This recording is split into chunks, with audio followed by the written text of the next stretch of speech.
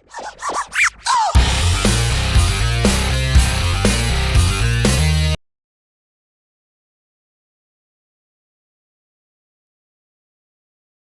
everybody, Michaelantonio is back.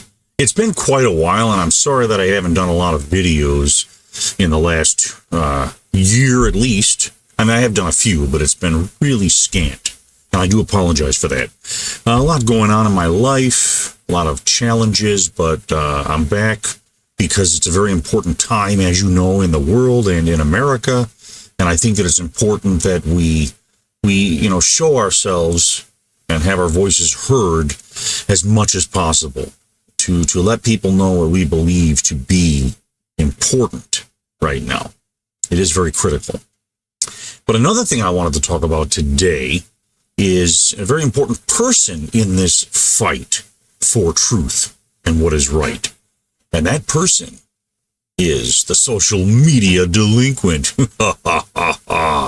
Actually, no, this gentleman who runs a couple of social media sites on Facebook. He does have a presence on Twitter. He has been under fire for quite some time by the Facebook overlords. He's gone through a lot when it comes to that. But amazingly enough, I'm going to show you this. I think this is important for you to see in a couple of seconds here. I'm going to show you what he has on Facebook and what is possibly to come. And by the way, you can help this happen by letting your opinion be known. And so let's go take a look real quick. I want to show you first, which I thought was kind of cool, is that, I don't know if you know, but Carrie Lake, I believe anyway, has won her primary in Arizona to win for the Senate. And so she's going to be running against the Democrat candidate. So we'll see what happens there. I'm hoping the best for her. So let's give her a shout out and a thank you and a best well wishes. Now, let us go now to where I wanted to show you exactly the man, the social media delinquent, otherwise known as Dom. And I know him well. I'm not going to tell you yet my relationship to him. Some of you may know already, but you will figure it out in time. In fact, maybe I'll let him tell you. We'll see. Maybe the secret will get out. But first, let's go take a look. Now, this is one of his pages here on Facebook, the social media delinquent. And just to let you know, I mean, this guy, he has daily memes. That's really, mainly what he's known for is like these amazingly funny, engaging, powerful memes that really make people think, and that's what he does. So what I wanted to do is just kind of show you a little bit about what he has here. As you can see, showing some things here of Kamala Harris, a lot of good stuff. And he has something that he does every day. He shares his opinions, because what he'll say is, might I opine? As you can see, this is what he says, So, it's funny. I'll just give an example. Might as well read it. Why not? It says, might I opine? Would have been nice if Facebook fact checkers would have been as concerned about context when Democrats were spreading the lie about very fine people, especially since Joe Biden and the White House are still spreading that lie. And you know what that is. When he talked about very fine people, he was talking about Democrats and Republicans that were, I believe it was Charlottesville when they were having that protest. Now, of course, the media immediately chimed in. You had a media member asking, well, does that mean you think that white supremacists are fine people? And of course, he had to tell them, no, I totally condemn the white supremacists. That's not what I was talking about. Now, here's the thing. The media, the mainstream media, most of the media, not everybody, but let's just say the left stream media, immediately cut out that last part. They only showed the part of the video that said that he said, there are, very fine people on both sides. And so they were kind of expressing the assumption, and they said it very clearly, that he was saying that white supremacists were fine people. We know that to be a lie. So these are the kind of things that, the social media delinquent shares on his page. And like I said, these are some of the things.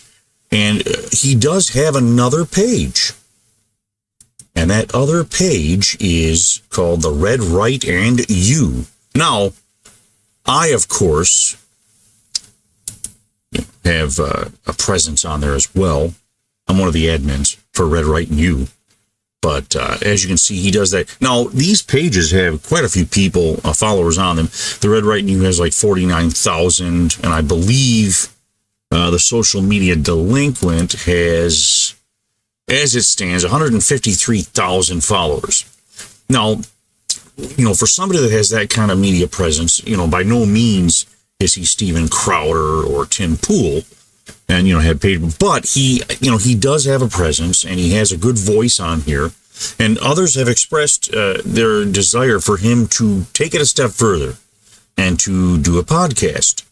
For whatever reason, I've been telling him this for years. For whatever reason, he has not done so yet. So I would like you to go to his social media pages, and I will leave links in the description. So I want you to go there. And I want you to, of course, follow him on these pages and express to him, I want you to do a podcast because it's critical. He has a lot to share. In fact, I would, join him on the podcasts. We live quite a distance away, so it's most of the time it's going to be, obviously through internet connection. But I think it's important that we do these things. So please go there. Also, he is on Twitter as Social Media Delinquent. So I'll also link you to his account there as well. So you can do all these things. Go tell him, I want you to do a podcast. Of course, as far as me on Twitter, no, because I was kicked off of Twitter. I had been banned from Twitter since 2020. I was part of that purge. So I'm in exile. So and I do have some representatives that do express opinions for me on there that will share information and different things. I do have those people involved. So, if you want to get a hold of me, there's a lot of ways to do that. I do have, obviously, pages on Facebook and an account there, so you can get a hold of me. There's a lot of ways to do that. But I just wanted to let you know about the Social Media Delinquent. Do not forget. He's got a lot of stuff. And what's funny is his memes are everywhere. I was looking on X today and I saw that somebody that had hundreds of thousands of followers literally had the Social Media Delinquents memes on it. Now, this happens all the time. So this guy has quite the reach, but I don't know if I expressed exactly what Facebook had done to him. But I'll tell you, one of the biggest things is, yes, they do keep his numbers down. He's got a lot of numbers, but he should have millions, not just hundreds of thousands. But also, they have stolen money from him. They literally have cost him a lot of money. He would have memes and videos with millions of views, and he was supposed to get paid a certain amount of money for that. Nope, they just decided that it wasn't going to work. They come up with a lot of different excuses as to why they couldn't give him that money. So it's just, there's a lot of things going on Facebook. So I think it's important that we talk to the Social Media Delinquent and get him to start his podcast. Because we shouldn't wait a minute longer. This is the most important time in the history of America. We just had a failed assassination attempt on our former president, who is soon to be our current president. We had this happen, and it seems like, obviously that the Democrats don't care about that. They make light of it, which I think is really sad, obviously. But, so these are things that we're going to discuss. I have a lot of other things I want to talk about. I just wanted to kind of, come on here, let you know that I'm back and I want to do more things. Please let me know. Keep in touch with me. Leave comments here on this video. Please subscribe if you haven't already. And let me know what you want to talk about, what you think is important to you, or something that I should just talk about, discuss with everybody. But I just wanted you to know that it's important that we get out there now. And don't be afraid to express your opinion, because it's important. You're allowed to speak. And before I go, I did want to say, speaking of First Amendment speech rights and all those different things, I remember when I was a kid, and I've said this before, and I'll say it again, believe me. When I was a kid, the powers that be at that time, I would consider to be more centrist. It would be more like a conservative, center, sometimes a little bit left, sometimes a little bit right, but we were pretty much in the center at that time, and I remember that, you had the baby boomers who basically are, my parents, the people that came from, before my generation, which is Generation X. Now, I wouldn't say my parents specifically because they had a little bit different leanings, but there were a lot of people like Hillary Clinton, Bill Clinton, the people from that time period. They didn't have a lot of power back then. So what did they do? They were protesting. They were, they were having sit-ins. They were doing all that. They were the flower children, protesting the war in Vietnam and all this stuff. And one of the big things that they would express, and I learned this in school, I'm talking about in the 70s, I'm sitting in a classroom, that's all the teachers talked about was freedom of speech, how important it was. And they would say, the old expression, I may not agree with you, but I will defend to the death your right to say it. Now, you're not going to hear that anymore. You're not going to hear that. Now you hear, what do you hear now? Oh, that's misinformation. We can't have that. It's too dangerous. That's going to cause problems. So I think that, we had this shift, and this is what happens. And look, it's psychologically what happens with people. When you don't have power, you want to be able to speak. And so you tell people, I want the ability to speak. I want to have my opinion be heard freely, without interruption, without banning, nothing. I want it to be free speech. And so I understand that this is what they were doing with it, that free speech was so important to them. But here's what happened. When they gained power, and it happened a short time ago, I would say within the last 20 to 30 years, things began to shift towards the left side heavily. And they gained power. And I would have to say it started maybe before 30 years ago. Maybe it happened sometime in the late 80s, early 90s when Bill Clinton was running. Once Bill Clinton gained power, you started to see this sea change in opinion in the government. How they weren't afraid anymore to not only express their opinion, they were never afraid, but they were never afraid to, they began to be not afraid of shutting their opposition down and beginning to tell them, no, you're not allowed to speak now. We want to silence you. Or at least we want equal time. That's what the fairness doctrine was all about. How they would say, if you're going to have someone have so many minutes of time on the radio to be able to speak their opinion, you got to let the other side have their opinion. Even if it doesn't make any money for the radio stations or the TV stations, you got to give them that chance. Well, obviously, let's be honest, that money makes the world go round. So you cannot have a doctrine where you're forcing something down people's throats and their ears, and you can't do that. You have to allow, allow obviously the market to dictate things like that. It's not that you don't allow them to speak. It's just, you can speak, but you have to use your own resources to do so. That's the American way. Use your own resources or gather resources from others, from people who will help you because they believe the way you believe. That's what's important. So what happened is when they began to take seats of power in our government, and I'm not talking about the old school Democrat necessarily.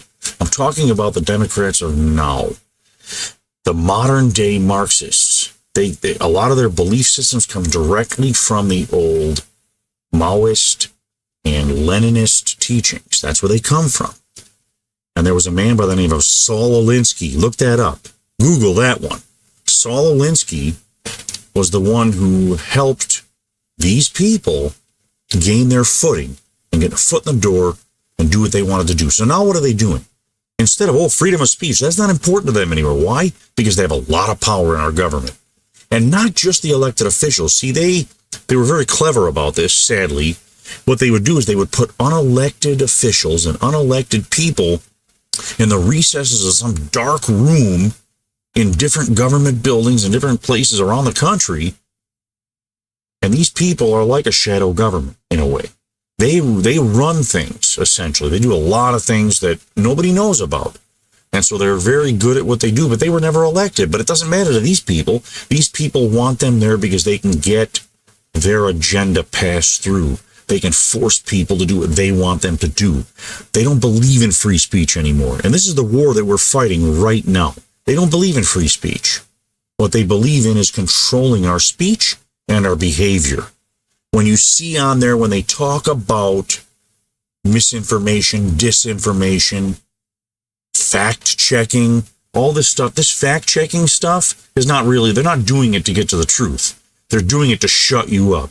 That's what they're doing it for. That's really what this is all about. So we need to fix that. And the only way to fix that is to let our voices be heard. Tell your neighbors, tell your friends, tell the internet, tell whoever you can, the way things truly should be and the way they are. Because, the bottom line is that you see a lot of people now that really don't educate themselves. They don't really understand what's happening. Everything is a cult of personality. And you see that now in the election here. Now, look, I understand that Donald Trump, Donald Trump is really, a very engaging, charismatic character. Yes, he is. But he also, endorses policies and thought processes that are far superior to what the Democrats have right now. So you have to kind of look at everything. You don't just look at his personality and his gravitas, which he does have quite a bit of that. But don't look at just that. Look at, what does he believe in?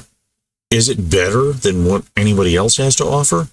Because if you look on the other side, they're not about policy now because their policies are horrible. Everything they have attempted in the last 4 years especially has been a disaster. And we know that. So what are they doing now? They are leaning on things that truly don't matter. For instance, they talk about race. And I'm not saying race doesn't matter. Of course it does to some degree. Everybody deserves the right to equal protection under the law. But see, that's not what they want. They want to use race. They want to use gender. They want to use sexual orientation. They want to use other factors to control us and to give themselves special privilege instead of equal protection. And you see them using it. They're using it now in this latest race with Kamala Harris. What is Kamala Harris doing?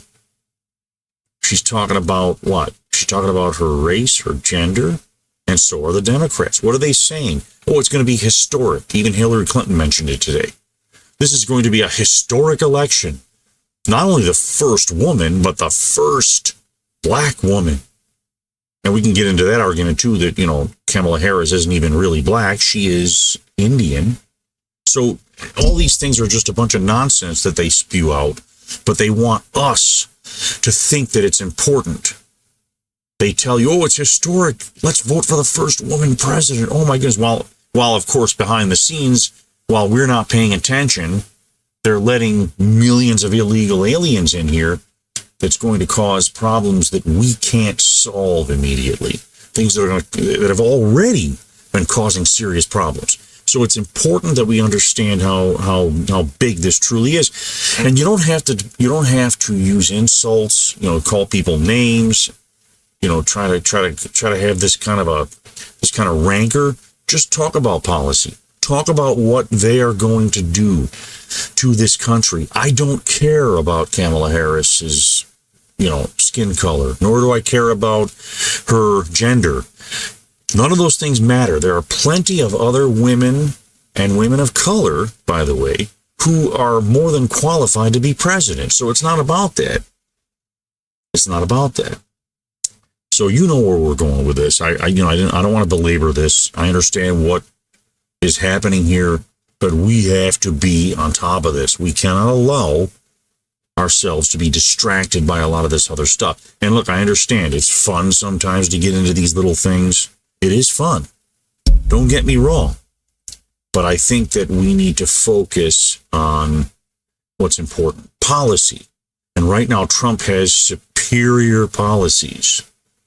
I know a lot of you that are watching this already believe that, but I just want you to know that it's more about policy and about the direction that we're going to go as it pertains to that policy. And what are the most important issues of policy right now? Equal protection under the law. That is the constitutional,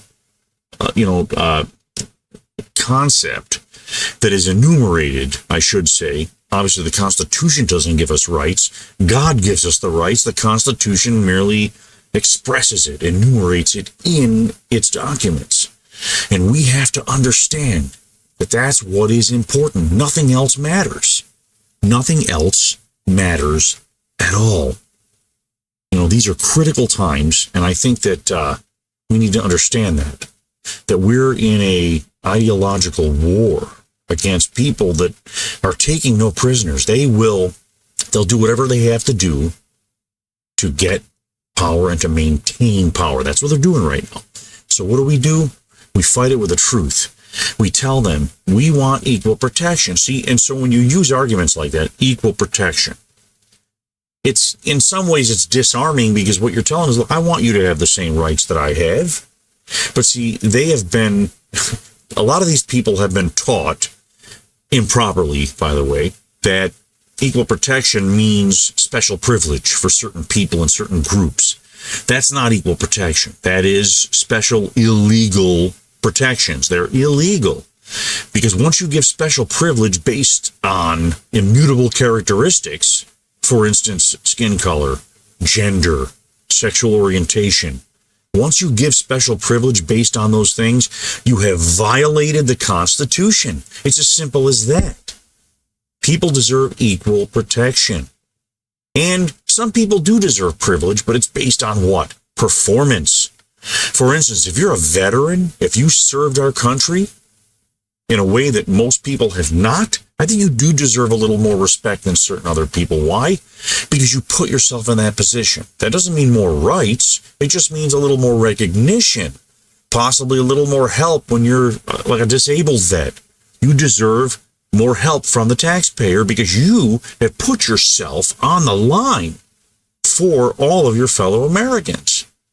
See, so these are the things that we're going to discuss. I don't want to belabor this. I think we're done tonight, but hey, keep in touch with me. Like I said, like this video, subscribe, and share this video with everybody. I'm back, and I want to make a difference, and I want you to help me make a difference. Remember, I've got links in the description. Social media delinquent. I've got that in his Facebook links. I'll have a link to his Twitter. And of course, the Red Right and You is also on Facebook. Don't miss these. These are great places to get great memes that you can share so that we can win this battle, because we have to. We don't have a choice. Good night, everybody.